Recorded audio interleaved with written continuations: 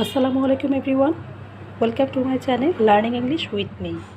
আজকে আমি আর্টিকেলের part 6-এর video নিয়ে এসেছি তোমাদের জন্য। আর্টিকেলের এই পার্ট 6-এর ভিডিওতে আমি আর্টিকেল দি এর ব্যবহার এবং কিছু এক্সাম্পলস নিয়ে আলোচনা করব।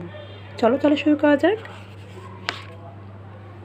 জাতির নামের পূর্বে আর্টিকেল দি বসে, তারিখের নামের পূর্বে দি বসে, নদী, সাগর, মহাসাগর ইত্যাদি নামের পূর্বে দি বসে, পর্বত, শ্রেণী, মরুভূমি ইত্যাদি নামের পূর্বে দি বসে, বিখ্যাত জাহাজ, হোটেল, জাদুঘর ইত্যাদি নামের পূর্বেও আর্টিকেল দি বসে, পবিত্র ধর্মগ্রন্থ, সংবাদপত্রের নামের পূর্বে দি বসে, ট্রেন, বিমান ও বিখ্যাত প্রাসাদের নামের পূর্বে দি বসে, প্রকৃতিতে একটিমাত্র বস্তু আছে, এদের পূর্বে দি বসে, অর্থপূর্ণ ভৌগোলিক নামের পূর্বে দি বসে, অ্যাডজেটিভের কম্পারেটিভ ও সুপারলেটিভ ডিগ্রির পূর্বে দি বসে।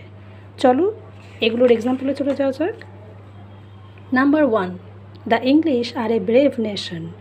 Number 2, the 10th of November. Number 3, the Pacific is the deepest ocean. Number 4, the Himalayas are in Nepal. Number 5, the Titanic sank in 1912. Number 6, mother usually recites from the Holy Quran. Number 7, the Taj Mahal is one of the greatest wonders of the world.